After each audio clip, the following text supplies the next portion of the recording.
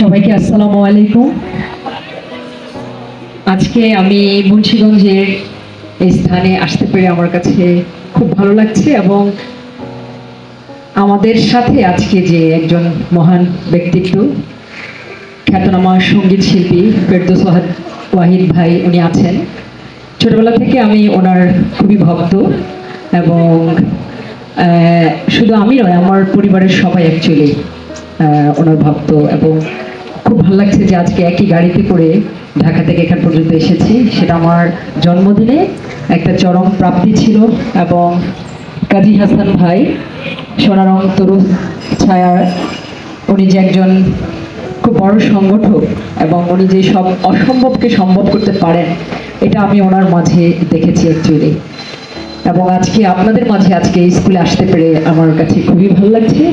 ল্যান্ডোবারি school এবং এই ছায়ামায়া Dhaka school এবং এখানকার শিক্ষক, এখানকার ছাত্রছাত্রী সবাইকে দেখে আমি নিজে অনুপ্রাণিত যে সারা পৃথিবী ঘুরে এসে 178তম দেশের যে রেকর্ড সেটা আমি নিয়ে আজকে আমি এখানে এসেছি এবং সেটি আমার একটা বিশেষ দিন, আমার জন্মদিন।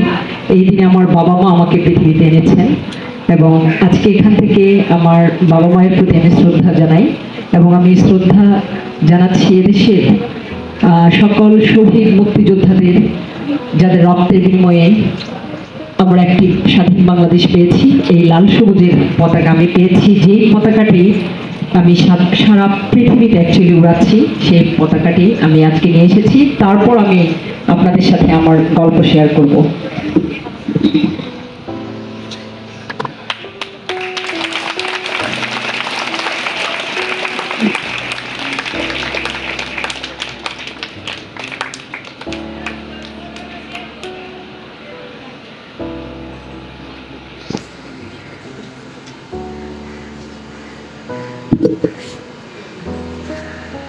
সোনারং তরু ছায়ার পক্ষ থেকে আমাকে যে সম্মাননা দেওয়া হয়েছে প্রাইড অফ বাংলাদেশ, আমি অসংখ্য কৃতজ্ঞতা জানাই কাজী হাসান ভাই।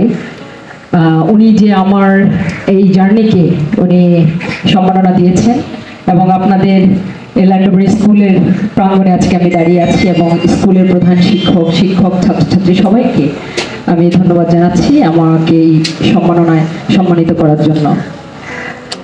আমি পৃথিবী ভ্রমণ কিন্তু এত সহজ ছিল না। আমি যখন খুব ছোট ছিলাম, খুব ছোট্টবেলা থেকেই আমি স্বপ্ন দেখতাম যে আমি পৃথিবী ভ্রমণ করব, কিন্তু আমি কিভাবে ভ্রমণ করব আমি জানতাম না। আমি আমার বাবার মুখে পৃথিবী ভ্রমণের গল্প শুনতাম। উনি স্পেনীয় সভ্যতা, বিভিন্ন ধরনের সভ্যতার কথা বলতেন। আমার দাদা আরব ভূখণ্ডের অনেক জায়গায় উনি ভ্রমণ করেছেন। উনি কখনো পায়ে হেঁটে, কখনো জাহাজে করে, কখনো ঘোড়ায় চড়ে উনি ভ্রমণ করতেন। সেই ভ্রমণের যে গল্পগুলো সেগুলো আমাকে উৎসাহিত করত। আমি ছোটবেলায় ম্যাপ নিয়ে ঘাটাঘাটি করতাম যে কোন দেশের সাথে কোন দেশ লাগানো, সেগুলো আমার ভেতরে এক ধরনের অনুপ্রেরণা জাগাতো। আমি বই পড়তাম, যে বইয়ের মাঝে আমি হারিয়ে যেতাম। ইভেন আমি যখন খুব ছোট, আমার মনে আছে যে আমি শবে বরাতের সময় যে নামাজ পড়ে, সে নামাজ পড়ে আমি আল্লাহর কাছে দোয়া করতাম, আল্লাহ আমি যেন পৃথিবী ভ্রমণ করতে পারি। আমি কেন করেছি এটা আমি নিজেও জানতাম না, এটা আমার ভেতরে যেন জন্ম হয়েছে যে পৃথিবী ভ্রমণ করার জন্য। খুব ছোট্টবেলা থেকে বাবার মুখে অনেক গল্প শুনে আমি নিজেকে অনুপ্রাণিত করেছি, কিন্তু আমার অনেক বৈরী পরিবেশ ছিল, যে পরিবেশে অ্যাকচুয়ালি সেখান থেকে বেরিয়ে এসে সামাজিক নানা ধরনের প্রতিবন্ধকতা, যে এত বড় স্বপ্নকে পূরণ করা এত সহজ ছিল না। যে আমাদের বাংলাদেশে একটা মেয়ে যখন ভ্রমণ করে এবং ইউরোপের একটা দেশে ভ্রমণ করে, দুটোর মধ্যে কিন্তু অনেক তফাৎ। আমাদের ভ্রমণটা আমাদের ঘর থেকে বেরিয়ে এত বড় চিন্তা করে এবং সামনে এগিয়ে যাওয়া অনেক সংগ্রাম ছিল। এবং আমার বাবা আমাকে শিখিয়েছে যে তুমি নিজেকে একজন মানুষ হিসাবে ভাববে, তোমার পথে যদি কেউ ঢিল মারে সে ঢিলকে তুমি সরিয়ে ফেলে সামনের দিকে আগাবে, যে পিছিয়ে ফিরে তুমি কখনো তাকাবে না। সেই ব্রত আমার ভেতরে ছিল। তারপর প্রথম 2000 সালে ইন্ডিয়া ইন্টারন্যাশনাল অ্যাডভেঞ্চার প্রোগ্রামে অংশগ্রহণের মাধ্যমে আমার ইন্ডিয়া ভ্রমণ শুরু হয়। সেটা হচ্ছে পাঁচমারিতে, যেটা বিশ্বের 80 দেশের ছেলে মেয়ে সেখানে অংশগ্রহণ করে এবং সেই ভ্রমণটা ছিল আমার জীবনে অ্যাডভেঞ্চারাস একটা ভ্রমণ, প্রথম ভ্রমণটা। সেখানে তাঁবু করে থাকা, তাঁবুর মধ্যে জঙ্গলের মধ্যে পায়ে হেঁটা 20 কিলোমিটার পায়ে হেঁটেছি বিশ্বের 80 দেশের ছেলে মেয়ের সাথে। সেখানে ঝর্ণার পানিতে গোসল করা, পঞ্চপাণ্ডবের কেবে যাওয়া এবং এক পাহাড় থেকে আরেক পাহাড়ে যাওয়া, সেটা দড়ির উপর দিয়ে, তারপর ক্লাইম্ব করা, বাংলাদেশের ফ্ল্যাগ নিয়ে এই ধরনের যে অ্যাক্টিভিটিসগুলো সেটা আমাকে প্রথমেই শক্ত বানিয়েছে। এবং কীভাবে আমাদের ক্যাম্পিং এরিয়া ক্লিন করে রাখতে হয়, কিভাবে ওখানে শেয়ার করে বিভিন্ন দেশের ছেলেমেয়েদের সাথে রান্না করতে হয়, সেই যে অ্যাক্টিভিটিসগুলো সেগুলোর মাঝে কিন্তু আমি অনেক কিছু শিখেছি। 16তম দিনে 16 দিনের অ্যাডভেঞ্চার ছিল। 16তম দিনে আমি প্রথম বাংলাদেশের পতাকা আমি উত্তোলন করি।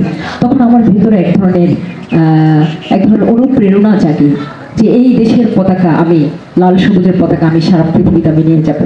কারণ আমি যখন ক্লাস 8-9-এ পড়ি তখন কিন্তু আমি ভাষা আন্দোলন, মুক্তিযুদ্ধের উপর অনেক পড়াশোনা করেছি, যেটা যে আমার কাজের মাঝে আমি দেশকে ধারণ করব। আমি যদিও বিলিভ করি যে আমি একজন ওয়ার্ল্ড সিটিজেন, যেহেতু আমি পৃথিবী ভ্রমণ করছি এবং ধর্মবর্ণ নির্বিশেষে আমরা কিন্তু পৃথিবীর সকল মানুষ কিন্তু একই আকাশের নিচে বসবাস করি, একই। শুধু আমাদের জিওগ্রাফিক্যাল বাইন্ডিংস আছে, আমাদের বর্ডার আছে, কিন্তু এছাড়া কিন্তু আমাদের অনুভূতিগুলো ভিন্ন ভাষায় কথা বললে কিন্তু একই সব কিছু। এবং সেই ক্ষেত্রে আমি বিলিভ করি যে একই আকাশ, বাতাস, পানি, পৃথিবীর প্রকৃতি সব কিছু কিন্তু কিছু ভিন্নতা থাকলেও কিন্তু এই পৃথিবী আমাদের মা, আর এই মায়ের বুকে কিন্তু আমরা বসবাস করছি। পৃথিবী ভ্রমণ করতে করতে কিন্তু আমি এটা শিখেছি এবং সেই শিক্ষা আজকে আমাকে শিখিয়েছে যে ভেতরে কিন্তু কখনো কোনো অহংকার বোধ রাখা যাবে না। কারণ আমরা পৃথিবীতে এসেছি খুব অল্প সময়ের জন্য, ভ্রমণ করার জন্য, আবার কিন্তু আমরা এই পৃথিবী ছেড়ে চলে যাব। সো আমাদের যে জীবনকালের যে সময়টা, এই সময়টা যদি আমরা খুব ভালো কিছু করতে পারি, যেটা সমাজকে আলোকিত করবে, মানুষকে আলোকিত করবে, আমার নিজেকে আলোকিত করবে, পৃথিবীকে আলোকিত করবে, তাহলে কিন্তু আমরা ভালো কিছু করতে পারবো। তো সেই ব্রতটা সেটা আমার ভিতরে ছিল। আমি যখন ইন্ডিয়া থেকে ফিরে আসি, আসার পর আমি ভাবতে থাকি যে আসলে আমি কীভাবে পৃথিবী ভ্রমণ করবো। তখন আমার গার্লস গাইড অ্যাসোসিয়েশনের মাধ্যমে আরও কয়েকটা দেশ আমি ভ্রমণ করি এশিয়ার মধ্যে। তারপর 2006 সালে আমি প্রথম শিক্ষাবৃত্তি নিয়ে আমি চলে যাই সুইডেনের লুন ইউনিভার্সিটি। এবং আমি ফিল করি যে এটা কিন্তু আমার জন্য একটা বিশাল বড় একটা দ্বার উন্মোচন হয়েছে, দরজা খুলে গেছে, যে এখানে কিন্তু আমাকে বসে থেকে সময় নষ্ট করলে হবে না। আমি ক্লাস করতাম, পড়াশোনার পাশাপাশি আমি কাজ করতাম বিকেলে। আবার যখন আমার ছুটি থাকতো সামারে, আমি 17 থেকে 18 ঘন্টা কাজ করেছি। 31 দিন সামারে, মাসে 31 দিন, 30 দিন কাজ করেছি, 3 মাস টানা কাজ করেছি। এভাবে একটি মুহূর্ত আমি কিন্তু খরচ করতাম না পড়াশোনার বাইরে। এভাবে আমি কষ্ট করে উপার্জন করতাম এবং শুধু উপার্জন করা নয়, সেই উপার্জনের পয়সাটাকে আমি কিভাবে কম খরচে পৃথিবী ভ্রমণ করা যায় সেটার উপর আমি পড়াশোনা করতাম। যে পুরো ইউরোপ ভূখণ্ড এবং আফ্রিকা, দক্ষিণ আমেরিকাটার উপর পড়াশোনা করতে থাকি, যে কোন দেশের সাথে কোন দেশ লাগানো, কোন বর্ডারের সাথে কোন লাগানো, কোন দেশে আমি প্রথমে যাব এবং কোন দেশ দিয়ে আমি বের হব, এবং সেটা ম্যাপের উপর যে একটা পড়াশোনা সেটা আমি করেছি। এবং সেটা করার ফলে খরচ কিভাবে সড়ক পথে ভ্রমণ করে কম হয় সেটা আমার আয়ত্তে চলে আসে। তারপর আমি শুরু করেছি অ্যাকচুয়ালি ডেনমার্ক, ফিনল্যান্ড থেকে শুরু করে স্ক্যান্ডিনেভিয়ার কয়েকটা দেশ আমি প্রথম ট্রাভেল করেছি। তারপর আমি সার্বিয়া, ম্যাসেডোনিয়া থেকে শুরু করে Albania, Montenegro, Croatia, Slovenia, Slovakia, এই যে জোনটা সেটা ট্রাভেল করেছি। এরপরে ধরেন ইটালি, অস্ট্রিয়া থেকে শুরু করে অন্যান্য যে দেশগুলো সেগুলো ট্রাভেল করে এভাবেই পুরো ইউরোপটা আমি ট্রাভেল করেছি। এটা আমার যখনই পড়াশোনার ফাঁকে ফাঁকে কখন ছুটি থাকতো তখন আমি অল্প অল্প করে ট্রাভেল করতাম, যখন আমার বড় ছুটি থাকতো তখন আমি ট্রাভেল করেছি, তারপর আবার কাজ করেছি, আবার ট্রাভেল করেছি। এভাবে করে করে কিন্তু আমার ইউরোপ ভ্রমণ যখন শেষ হয়েছে তখন আমি বড় প্ল্যান করি যে আমি এবার ক্যারিবিয়ান দ্বীপপুঞ্জে যাব। সেটা হচ্ছে একদম Dominican Republic, Porto Rico, Jamaica, Mexico, তারপরে সেখান থেকে আমি বেলিজ, এবং মেক্সিকো থেকে বেলিজে কীভাবে বাই রোডে যাওয়া যায় সেটা আমি পড়াশোনা করে বের করে ফেলেছি এবং খুব কম খরচে বাসে করে আমি মেক্সিকো থেকে বেলিজ গিয়েছি।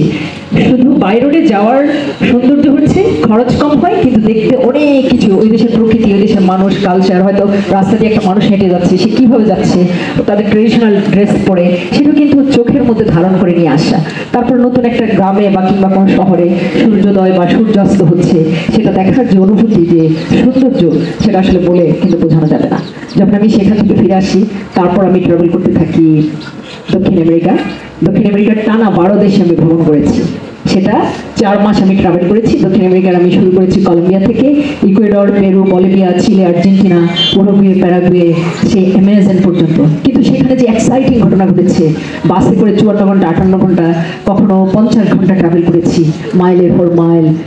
তারপরে হঠাৎ করে একটা শহরে গিয়ে নামতাম, সেখানে 2-3 দিন থাকতাম, আবার আরেকটা শহরে যেতাম। কিন্তু এইভাবে যেতে যেতে কিছু ঘটনা ওখানে অ্যাকচুয়ালি ঘটেছে। হয়তো দেখা যাচ্ছে যে বাসের মধ্যে একটা মানুষের সাথে আমার বন্ধুত্ব হয়ে গেছে, সেটা ছেলে হোক কিংবা মেয়ে হোক। আমি দেখেছি যে যে কোনো কেউ যখন ট্রাভেল করে তার পাশে ছেলে বা মেয়ে, অনেকে ভয় করে যে আমি মেয়ে হিসেবে কোনো ধরনের চ্যালেঞ্জ ফেস করেছি কিনা, কিন্তু চ্যালেঞ্জ তো অনেক ধরনের হয়, সেটা একটা ছেলেরও হতে পারে, একটা মেয়ে হতে পারে। আমার পাশে যত ছেলে বসেছে, কিন্তু আমি কিন্তু তাদের কাছ থেকে কোনো ব্যাড বিহেভ কিন্তু পাইনি, স্পেশালি সাউথ আমেরিকা এবং ইভেন আফ্রিকা, ইউরোপের মধ্যে কোথাও। একই হোস্টেলে যেটা ট্রাভেলার্সরা থাকে, সেখানে ছেলেরা মেয়েরাও কিন্তু অনেক সময় ডর্মের মধ্যে একই সাথে থাকে, সারা পৃথিবীর বিভিন্ন জায়গা থেকে আসে, তারা কিন্তু বন্ধু হাসে, কথা বলে, বন্ধুত্ব করে, কিন্তু কেউ কখনো কিন্তু কারোর উপর আক্রমণ করে না। এবং মেয়েদের ডর্ম আছে আলাদা, ছেলেদের ডর্ম আছে আলাদা। এই যে মানসিকতা, এটা ছোটবেলা থেকে কিন্তু বাচ্চা কাল থেকে গড়ে উঠতে হবে নিজের ভিতরে, যে আমি কারোকে খারাপ কিছু করব না এবং কারোর ক্ষতির কারণ হব না। সেই শিক্ষাটা কিন্তু আমি মানুষের মাঝে, ওই ছেলে মেয়েদের মাঝে আমি পেয়েছি, যারা পৃথিবীর বিভিন্ন জায়গা থেকে ভ্রমণ করতে এসেছে। এবং আমরা দল বেঁধে কিন্তু ওখানে ট্রাভেল করেছি, ওই শহরে দল বেঁধে খেতে গিয়েছি, আবার কোনো মাউন্ট ক্লাইম্ব করেছি। তো দক্ষিণ আমেরিকার একটা খুব ঘটনাবহুল ঘটনার কথা খুব মনে পড়ে, যেটা পেরুর রেইনবো মাউন্টেনে। আল্টিটিউডের প্রবলেম কখনো কখনো হয় যখন হাই সামিটে আমরা অভিযাত্রা করি। তো সেখানে যাওয়ার পথে মাইলের পর মাইল আমাকে হাঁটতে হয়েছে। রাত 1টার সময় ঘুম থেকে উঠে একটা গাড়িতে চড়ে বসা, এবং ভোর রাত 4টার সময় একটা জঙ্গলের মধ্যে নামিয়ে দিয়ে আমাদেরকে বলছে যে হাঁটো। আমি 15 জন আমার গ্রুপের মধ্যে ছিল। সেখানে অন্ধকার, তারপর ভোরের আলো ফুটেছে, এবং ভোরের আলো যখন ফুটছে তখন আমি দেখতে পাচ্ছি চারিদিকে কালারফুল মাউন্টেন, খুব অপূর্ব, মানে মাউন্টেনের মধ্যে 7 কালার। তো হাঁটছি 12টার সময় আমাদের সামিটে ওঠার কথা, সেখানে হাই সামিট যেখানে। তো যেতে যেতে আমার যে কষ্ট হচ্ছে, কষ্টটা কিন্তু আমি ভুলে যাচ্ছি এত অপূর্ব সুন্দর মাউন্টেন দেখে, যেটাকে বলে রেইনবো মাউন্টেন। এবং আমি যখন মাউন্টেনের কাছাকাছি এসেছি, তখন আমি দেখতে পাচ্ছি যে মাউন্টেনের উপরে গ্লাসিয়ার দেওয়া, কিন্তু আমি নিচে আছি, একদম খাড়া মাউন্টেনটা, আর আমি উঠতে পারছি না, আমার প্রচন্ড শ্বাসকষ্ট হচ্ছে। এর মাঝে আমি দেখেছি পিছনে কিন্তু অনেক ছেলে মেয়ে পড়ে গেছে, যাদের আল্টিটিউডের প্রবলেম কারণে শ্বাসকষ্ট হয়েছে। তো আমাকে একটা কোকো পাতা দিয়েছে, যেটা আমি জিহ্বার মধ্যে রেখে দিয়েছি, এবং সেই কোকো পাতাটা যখন সেটাও কিন্তু কাজ করছে না, এবং আমার কিন্তু কখনোই শ্বাসকষ্ট হয়নি। কিন্তু কিছু কিছু মাউন্টেন এরিয়া আছে যেখানে খুবই প্রবল আল্টিটিউড হয়, এবং সেটা আমার হচ্ছিল। তো আমার পাশ দিয়ে একটা ছেলে যাচ্ছে, আমার গাইড কিন্তু অলরেডি আমাকে ফেলে রেখে চলে গেছে। সে বলছে তুমি যদি মরে যাও তাহলে কিন্তু আমি তোমার লাশ এখান থেকে নিয়ে যেতে পারবো না, কারণ আমাদের এখানে কোনো ভালো ইকুইপমেন্ট নেই, কেউ মরে গেলে তাকে নিয়ে যাওয়ার। এত হাই সামিট, 14,200 ফিটের কাছাকাছি। তখন আমি বলছি আমি যদি মরে যাই তাহলে আমাকে লাল সবুজের পতাকা বুকে দিয়ে আমাকে কবর দিও, অন্তত মানুষ জানবে যে আমি কোথা থেকে এসেছি, কিন্তু আমাকে সেখানে যেতেই হবে। তো সে আমাকে ফেলে রেখে চলে গেছে, কিন্তু কোথা থেকে আল্লাহ যেন একজন মানুষকে নিয়ে এসেছে, এবং সে হঠাৎ করে আমার পাশ দিয়ে যাচ্ছে, এবং বলছে যে আমি বলছি যে আমার একটু প্রবলেম হচ্ছে। আমি পাথরের মধ্যে বসেছিলাম, তখন সে আমাকে একটু লিকুইড ইনহেলার দিল, আমি সেটা নাকের মধ্যে ধরলাম, আমার শ্বাস চলে আসলো, আমি আবার হাঁটা শুরু করলাম। আমি হাঁটতে হাঁটতে যখন সেই চূড়ায় আমি যখন গিয়েছি, যাওয়ার পর আমি দেখছি যে 7 কালার মাউন্টেনের উপরে গ্লাসিয়ার দেওয়া, এবং অ্যামেজিং একটা ভিউ। আমি ফিল করেছি god is near to me, এবং আমি সেখানে গিয়ে আমি আল্লাহর সাথে কথা বলেছি অ্যাকচুয়ালি, যে আল্লাহ যে আমাকে এখানে নিয়ে এসেছে। আমি লাল সবুজের পতাকা উড়িয়েছি। আমি ফিল করেছি যে কষ্ট যতই হোক না কেন, সংগ্রাম যতই হোক না কেন পথে, সেটাকে অতিক্রম করার মানসিকতা যদি থাকে, মানুষ কিন্তু সেই চূড়ায় স্পর্শ করতে পারে। এটা আমার সেদিন আমি প্রমাণ পেয়েছি নিজেকে দিয়ে। আমি সেই দ্বিগুণ উৎসাহে আবার ফিরে এসেছি। সেখান থেকে ফিরে আসার পরে যখন আমি ট্রাভেল শুরু করলাম, আবার পেরু থেকে আমি বলিভিয়া যাচ্ছি। বলিভিয়াতে সালার দ্য উইনি একটা জায়গা আছে, যেটা একদম পুরো খুবই বিউটিফুল, সেখানে গ্লাসের মতো। সেখানে দাঁড়িয়ে থাকলে মনে হবে যে পুরো একটা ডিফারেন্ট প্ল্যানেট, ব্লু প্ল্যানেট।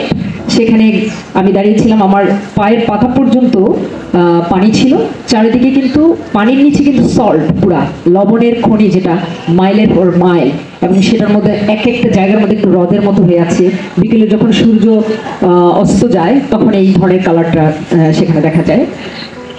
তারপর আরেকটা আশ্চর্যজনক জায়গা আমাকে খুবই মুগ্ধ করেছে, সেটা ছিল চিলির আতাকামা। সেখানে 100 বছরের বৃষ্টি হয়নি। সেখানে মানুষ গেলে মনে হয় যে আমি কোনো একটা চাঁদের দেশে চলে এসেছি। দূরে তাকালে দেখা হবে মাউন্টেনের ভ্যালি, সেটার মধ্যে একটু গ্লাসিয়ার আছে, এবং পুরো ইট কালারের, ইটের রং যেরকম সেই ধরনের রং পুরো সিটিটা, মাটি এবং সব কিছু। তা আমি 13 কিলোমিটার পায়ে হাঁটলাম। পায়ে হাঁটার পর আমি দেখেছি যে কোথাও একটু হালকা রক, আবার কোথাও একটু টুকরো পাথর, কোথাও একটু গুহা, মানে বিভিন্ন ধরনের যে জিওগ্রাফিক্যাল যে ভ্যারাইটি, যে নেচার, সেটা আমি সেখানে দেখলাম। এই নেচারের মধ্যে কিন্তু কোনো গাছপালা কোনো কিছুই নেই, পুরো চাঁদের দেশের মাটির মতো। মানুষ চাঁদে যাওয়ার আগে ওই মাটির উপর রিসার্চ করে, এবং সেখানে আমি ঘুরে ঘুরে দেখলাম এবং সেটা মাটিকে স্পর্শ করলাম। আমি ফিল করলাম আমিও চাঁদের দেশে আছি, এবং আমি লাল সবুজের পতাকা সেখানে উড়ালাম। এবং আমি দেখতে পেলাম যে আমার স্কিন ফেটে ফেটে হালকা করে ব্লাড বের হচ্ছে, ওই যে প্রচণ্ড ড্রাই ওয়েদার। যখন বিকেল হলো তখন তাঁবুর মধ্যে ফিরলাম। সেখানে ফেরার পর দেখলাম যে আমার প্রচণ্ড ঠান্ডা লাগছে। এই তাঁবুর মধ্যে শীতের মধ্যে জ্যাকেট ট্যাকেট পরে ঘুমিয়েছিলাম। এই যে নানা ধরনের যে চ্যালেঞ্জ, শুধু যে অ্যাকচুয়ালি অনেকে বলে যে এ কি বলবে ও কি বলবে, যে মানুষ যখন কোনো কিছু করতে চায়, কিন্তু এটা এই যে বলা, এই বলাটা অ্যাকচুয়ালি কিছুই না। যখন আমি পৃথিবী ভ্রমণ করতে আমি বেরিয়ে পড়বো বা বেরিয়ে পড়েছি, তখন এত ধরনের চ্যালেঞ্জ, খাবার, তাপমাত্রা, তারপরে হচ্ছে পথের মধ্যে অনেক ধরনের অনেক কিছুর সাথে চ্যালেঞ্জ করতে হয়। এই যে আমার বাস ধরতে হবে, ফ্লাইট ধরতে হবে, তারপর হচ্ছে কোথায় আমি থাকবো, বা 1 ঘন্টা পরে আমার কি হবে আমি জানতাম না। বর্ডারে আটকা পড়েছি অনেক সময়, ভিসা অনেক সময় নিতে পারিনি, আবার বর্ডারে আমাকে আটকে রেখেছে ইমিগ্রেশন প্রায় 5 ঘন্টা। এই যে বিস্তর পৃথিবীতে বিস্তর চ্যালেঞ্জ, সেগুলো মোকাবেলা কিন্তু বারবার আমাকে করতে হয়েছে পৃথিবীর নানা পথে। এটা কিন্তু এত সহজ ছিল না, অনেক কঠিন চ্যালেঞ্জ ছিল, যেটা আসলে হয়তো কয়েক মাস লাগবে বলে যেতে। তারপর আমি যখন সেখান থেকে বেরিয়ে আসলাম, সেখান থেকে আমি যখন আর্জেন্টিনা যাচ্ছি, চিলি পুরোটা ভ্রমণ করলাম। চিলি থেকে আর্জেন্টিনা যখন যাচ্ছি, সেটা আন্দিস পর্বতমালা ছিল। আন্দিস পর্বতমালার কথা আমরা বইতে পড়েছি। আন্দিস পর্বতমালা ক্রস করে যখন বাসটা যাচ্ছে, এত সুন্দর পাহাড়ের কোল ঘেঁষে যাচ্ছে, স্নো পড়ে আছে, এবং আমি প্রকৃতি দেখতে দেখতে সামনে পিছনে তো ফেলে এসেছি, পিছনে তখন আবার আমি আমার ঘাড় বাঁকিয়ে পিছনেও যে অনেক সুন্দর সেটা আমি দেখলাম তাকিয়ে তাকিয়ে, যে অপূর্ব সৌন্দর্য, সেগুলোকে যে অবলোকন করা, চোখের মধ্যে ধারণ করা, বুকের মধ্যে নিয়ে আসা, ব্রেনের মধ্যে নিয়ে আসা, সেটা কিন্তু আমাকে অনেক আনন্দ দিয়েছে সকল কষ্টের মাঝে। এইভাবে আর্জেন্টিনা, ব্রাজিল, উরুগুয়ে আমি ট্রাভেল করেছি। যখন আমি ব্রাজিলে গিয়েছি, ব্রাজিলে কিন্তু অনেক ধরনের প্রতিকূলতা থাকে, ওখানে কিডন্যাপ হয়। আমাকে অনেকে বলেছে যে তোমার এখানে অসুবিধা হতে পারে। তারপর আমি গিয়েছি, আমাকে অনেকে বলে যে তোমার ফেস দেখতে অ্যাকচুয়ালি লাইক সাউথ আমেরিকানদের মতো। আবার যখন আমি এশিয়াতে আসি, এশিয়ানদের মতো। আবার বল, যখন আমি ইউরোপিয়ান থাকি, তারা অনেক সময় বিলিভ করে যে মিক্সড, অনেকে আমাকে বলেছে। তো হয়তো আল্লাহ আমাকে এভাবে বানিয়েছে পৃথিবী ভ্রমণ যেন সহজ হয় আর কি। তো এভাবে দক্ষিণ আমেরিকা আমি ট্রাভেল করেছি, সেখানে অসাধারণ জিনিস অনেক কিছু দেখেছি। তারপর আমি আফ্রিকা গিয়েছি। আফ্রিকার আমি শুরু করেছি পূর্ব আফ্রিকা থেকে, ইথিওপিয়া থেকে Kenya, Uganda, Rwanda, Zambia, Zimbabwe, Lesotho, Swaziland, Mozambique পর্যন্ত 12 দেশ আমি বাই রোডে ট্রাভেল করেছি। আফ্রিকা ভ্রমণ কিন্তু এত সহজ না। সবাই বলে যে বাই রোডে আফ্রিকা ভ্রমণ করতে পারবে, সে কিন্তু অনেক কিছু করতে পারবে, সে কিন্তু পুরো পৃথিবী ভ্রমণ করতে পারে। যারা ইউএনের মিশনে যায়, তাদের কাছে কিন্তু গাড়ি থাকে। ইভেন যারা শান্তি মিশনে আর্মিরা জঙ্গলের ভিতরে যায়, তাদের সাথে 12 জন একসাথে থাকে। আমি ছিলাম অনলি ওয়ান আর্মি, অ্যালোন, অন্ধকার পথে, লোকাল বাসে, লোকাল ট্যাক্সি, লোকাল আপনার বাইকে, যেখানে মাইলের পর মাইল আমি বাই রোডে আমি করেছি। এভাবে শুধু পয়সা খরচ কম হবে, পৃথিবীকে বেশি করে দেখার জন্য, মানুষের কাছাকাছি যাওয়ার জন্য, মানুষের সংস্কৃতিকে ধারণ করার জন্য, বাংলাদেশের এই লাল সবুজের পতাকাকে মানুষের মাঝে পৌঁছে দেওয়ার জন্য। তারপর আমি যখন ইথিওপিয়া থেকে শুরু করে আমি কেনিয়ায় গিয়েছি। ইথিওপিয়ার আমি গরু কাঁচা মাংস আমাকে খেয়ে থাকতে হয়েছে ইথিওপিয়ার আদিবাসীদের সাথে। সে আমার এখনো মনে আছে, অন্ধকার ভোর রাত 4:30টার সময় আমি ঘুম থেকে উঠেছি। আমি একজন লোককে বলেছি যে আমাকে একটু হেল্প করতে পারবা বাস স্টেশন পর্যন্ত, আমি যে গেস্ট হাউসে ছিলাম। তো বয়স্ক ভদ্রলোক, উনি বলেছে ঠিক আছে আমি ভোর রাত 4টার সময় আসবো, একটাই বাস ছাড়ে কেনিয়া বর্ডার পর্যন্ত, তোমাকে ওই বাসে করে যেতে হবে, ওটা মিস করলে তুমি আর যেতে পারবে না। তখন সে এসে আমাকে দরজা নক করলো, আমি উঠলাম। তো আমি ফিল করলাম যে লোকটা পাঞ্জাবি পরা, এবং আমি মনে হচ্ছে যে আমার বাবার পিছনে আমি দৌড়াচ্ছি। দুই পাশে জঙ্গল, বন্যপ্রাণী ডাক দিচ্ছে, অন্ধকার রাস্তা, মাটির রাস্তা। সে এত জোরে হাঁটছে, আমি ব্যাকপ্যাক প্রায় 15 কিলো ব্যাকপ্যাক পিছনে নিয়ে আমি দৌড়াচ্ছি তার পিছনে, এবং জঙ্গল থেকে বিভিন্ন ধরনের প্রাণীর ডাক আসছে। অন্ধকারের ভিতর দিয়ে বাস স্টেশনে নিয়ে গেলাম। বাস স্টেশনে ওখানে কোনো আলো নেই, কিছুই নেই, ভাঙা একটা বাসের মধ্যে আমাকে বললো, উঠিয়ে দিল। তারপরে উঠিয়ে ড্রাইভারকে বললো যে ওকে তুমি দেখিয়ে রেখো আমাদের টুরিস্ট। তো এই যে হেল্পটা আমাকে করেছে, তার ভিতর কিন্তু আমি আমার বাবাকে দেখেছি। এই যে আমি বলেছি যে পৃথিবীর সব মানুষ কিন্তু একই, মানুষ কিন্তু আমাকে হেল্প করেছে বিভিন্ন জায়গায়। নতুবা কিন্তু এই বিস্তর পৃথিবী কিন্তু ভ্রমণ করা সহজ হতো না আমার জন্য। আমি যখন কেনিয়ার বাসে উঠলাম, দুই পাশে অনেক লোকজন, মধ্যখানে যে আইল আছে, আইলের মধ্যে প্রচুর লোকজন। কোনোভাবে আমি চাপাচাপি করে বসলাম, এবং পাহাড়ের কোল ঘেঁষে এইভাবে আঁকা বাঁকা পথে যাচ্ছিল, মনে হচ্ছে এখনই পড়ে যাচ্ছি, আবার উঠে যাচ্ছি, এইভাবে দুলতে দুলতে চলে গেলাম। কেনিয়া বর্ডার পর্যন্ত। ইমিগ্রেশন ওখানে যাওয়ার পর আমাকে ইমিগ্রেশন অফিসার বললো যে তুমি কিভাবে এখানে আসছো, গত পরশু দিন এখানে 3 জনকে মেরে ফেলা হয়েছে। আমি বলছি আমি তো ট্রাভেলার, আমি তো জানি না অ্যাকচুয়ালি, আমি এখানে কোনো নেটওয়ার্ক নেই, কোনো কিছু নেই, আমি খবর নিতে পারিনি। বলছি ঠিক আছে। সে হাসতে হাসতে বললো যে ওয়েট করো 2 ঘন্টা। 2 ঘন্টা ওয়েট করতে হয়েছে, ইলেকট্রিসিটি আসছে, তারপর আমাকে ভিসা দিয়েছে।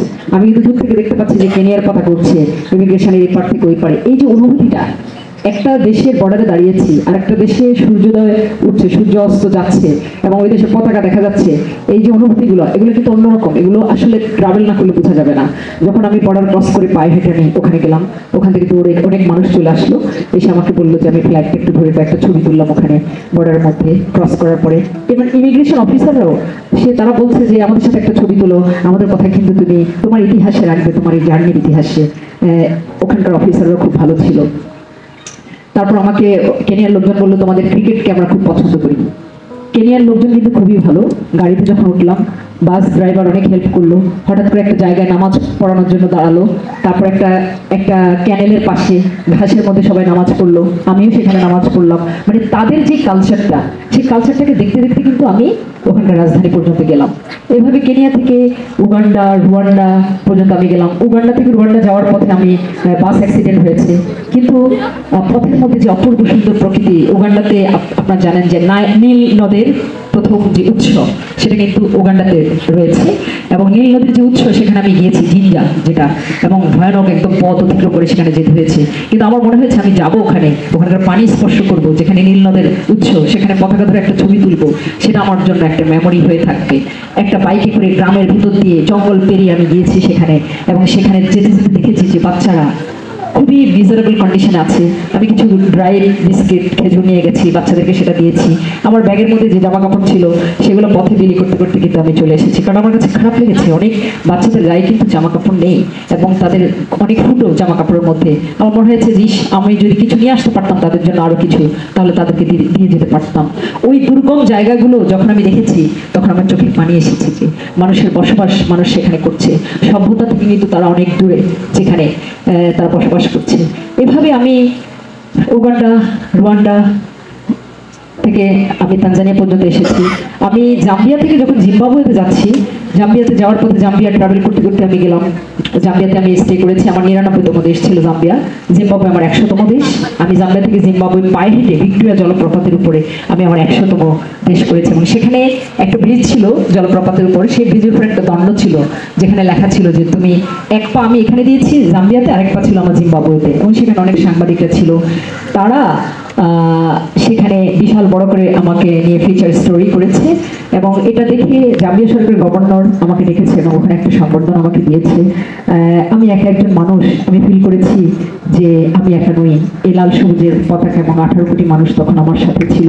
100তম দেশ ভ্রমণ আমি যেহেতু করেছি 2018 সালের 1 জুন, এবং সেটা আমার জন্য আমার চোখে পানি এসেছে। এবং আমি যে করতে পেরেছি 18 বছরে, সেটা আমার ভিতরে ভালো লাগা দিয়েছে।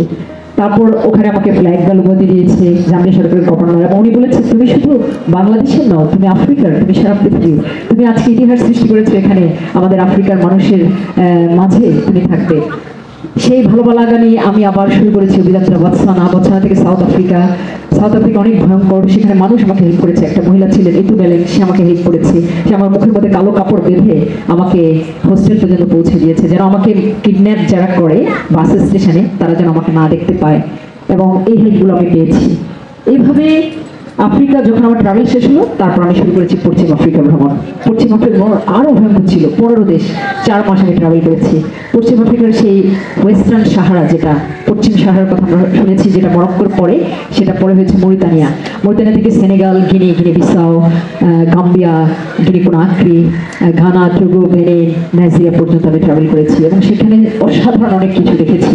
মরিতানিয়া থেকে সেনেগাল যখন গিয়েছি, ভয়ঙ্কর অবস্থা, ভাঙ্গা একটা বোটে করে গিয়েছি, এবং সেখানে দেখছি যে রসো রিভার, নদীর নিচে গোলাপি কালার, নদীর মধ্যে সেটা একদম ওই যে ডেজার্টের যে বালিটা আছে নদীর মধ্যে, সেখান থেকে একটা সূর্যের আলোর সাথে মিশ্রণ হয়ে একটা দারুণ একটা কালার হয়। হয় সেটা রোসো অর্থাৎ মানে রোজ কালারের এটা একটা কালার ধারণ করে।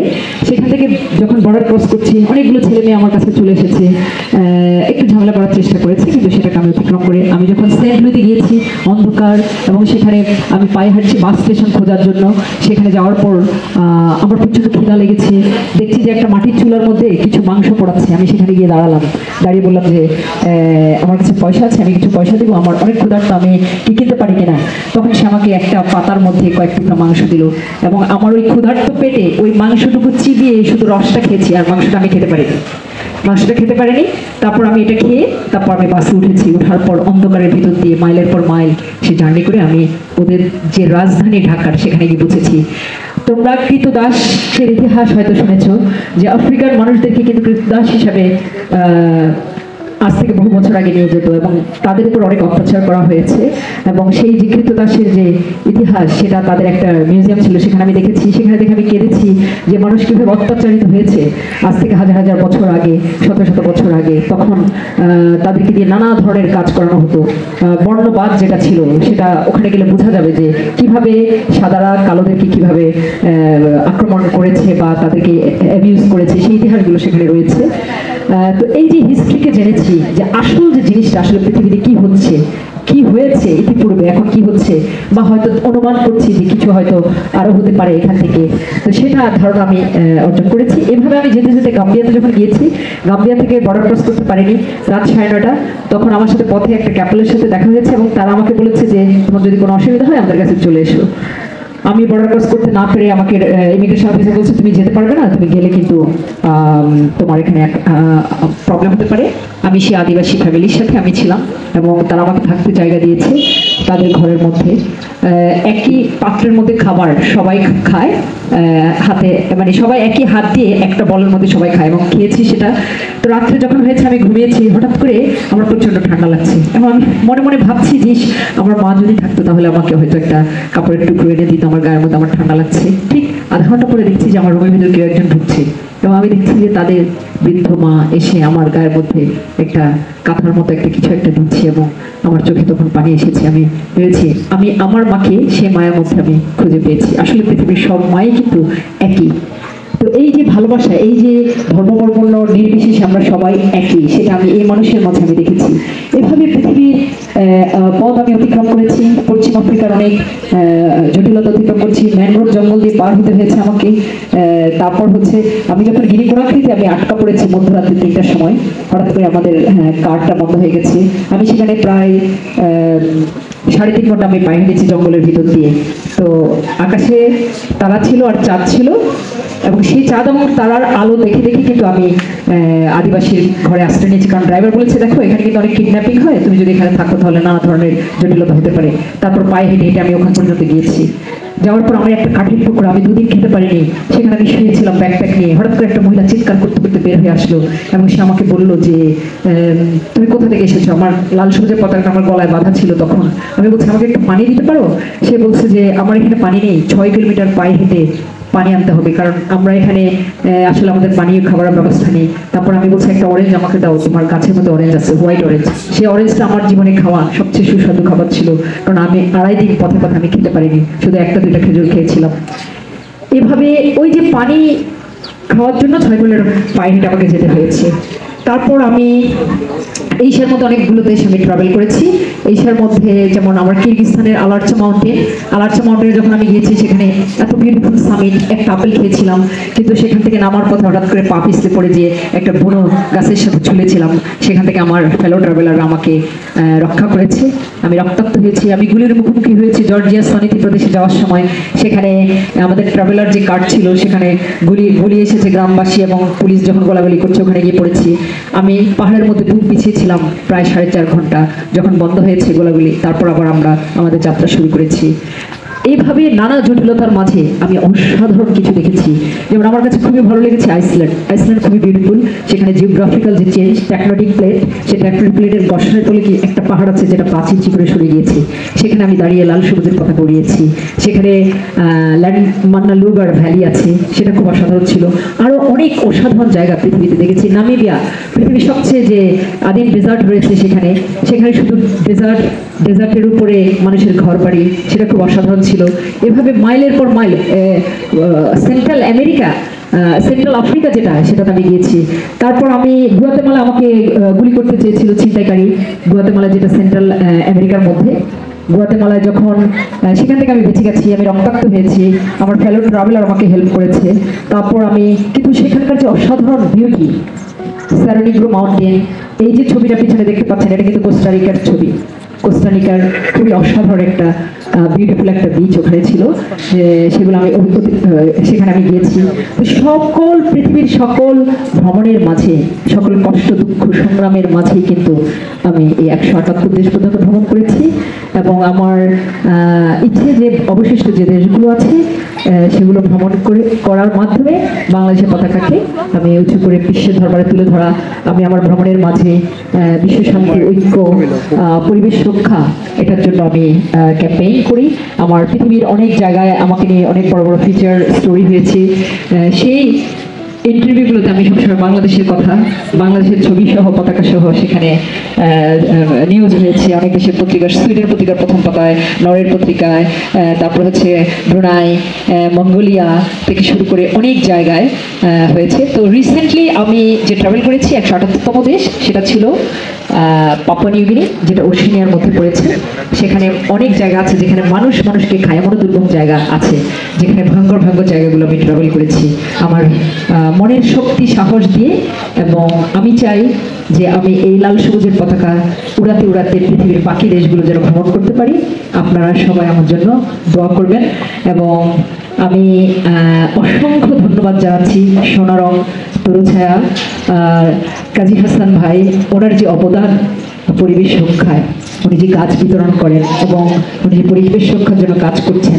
অনেকে গাছ কাটে কিন্তু উনি গাছ লাগান, এটা কিন্তু বিশাল বড় একটা ব্যাপার। এবং ওনার এই উদ্যোগকে আমরা সবাই সাধুবাদ জানাই এবং আমি স্পেশালি সাধুবাদ জানাই। সেটা অনেক ভালো উদ্যোগ এবং ওনার প্রতি অনেক ভালোবাসা এবং শ্রদ্ধা আমি জানাই, যেন উনি ওনার এই গাছ লাগানোর যে মিশন, এটাকে যেন আরো সামনে এগিয়ে নিয়ে যেতে পারেন এবং তরুণদেরকে, শিশুদেরকে, এদেশের সকল মানুষকে ওনার কাজের মাঝে উৎসাহিত করতে পারেন।